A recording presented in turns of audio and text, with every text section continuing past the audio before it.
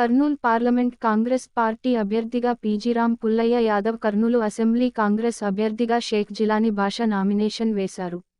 గురువారం ఉదయం జిల్లా కాంగ్రెస్ పార్టీ అధ్యక్షులు కె. బాబురావు గారితో కలిసి నామినేషన్ పత్రాలను జిల్లా రిటర్నింగ్ అధికారి గారైన కలెక్టర్ గారికి సమర్పించారు.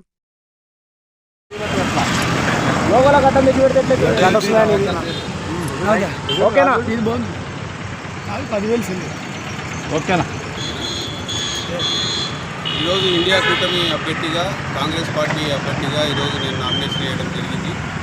గత 10 సంవత్సరాలుగా కర్నూలులో ఎన్నో సమస్యలు గుర్తిస్తున్నాను. కాంగ్రెస్ పార్టీ గత 10 సంవత్సరాల క్రితం అభివృద్ధి చేసింది తప్ప దాని తర్వాత టీడీపీకి 5 సంవత్సరాల అధికారం ఇచ్చాం, వైసీపీకి 5 సంవత్సరాల అధికారం ఇచ్చాం. కర్నూలు ఎటువంటి అభివృద్ధి చూడలేదు. ఈసారి కర్నూలులో కాంగ్రెస్ పార్టీ గెలవబోతుంది. 2024 ఎలక్షన్లో డెఫినెట్గా అభివృద్ధి అంటే ఏంటో చూపిస్తాం కర్నూలు ప్రజలకి. డెఫినెట్గా కర్నూలు ప్రజలందరికీ మేము వినతి చేసుకునేది ఏంటంటే ఒక అవకాశం కాంగ్రెస్ పార్టీకి ఇచ్చి చూడండి.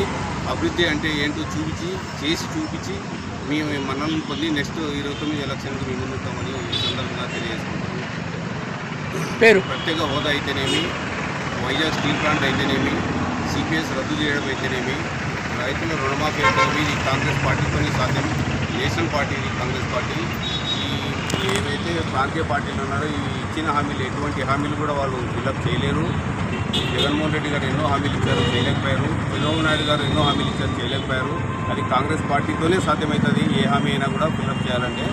దానికని ఈ కర్నూలు ప్రజలకు, నియోజకవర్గ ప్రజలకు మేమందరం రిక్వెస్ట్ చేసేది ఏంటంటే మా తరపు నుంచి మాకు ఒక అవకాశం ఇవ్వండి. కాంగ్రెస్ పార్టీకి 2019లో డెఫినెట్గా మేము అభివృద్ధి 2024 ఒక అవకాశం ఇవ్వండి. అభివృద్ధి అంటే ఏంటో చేసి చూపించి మేము 2029 ఎలక్షన్ మేము ముందుకు వస్తాం. అభ్యర్థిగా మన కర్నూలు నియోజకవర్గం షేక్ జిలానీ బాషా గారు పార్టీ నిర్ణయించడం జరిగినది. ఇప్పుడు అప్లికేషన్లు కూడా, నామినేషన్ పత్రాలు కూడా సమర్పించడం జరిగినది. కాంగ్రెస్ పార్టీ ఒకటే చెప్తుంది, కర్నూలులోన ఇండస్ట్రీలు పోవడానికి ఎవరు కారణము ఒక్కటి ఆలోచించండి. సాగునీటి లేకుండా చేయడానికి కూడా ఎవరు కారణం ఒక్కటి ఆలోచించండి అని కర్నూలు నియోజకవర్గ ప్రజలకు చెప్తున్నాం. అదేవిధంగా జగన్ ప్రభుత్వం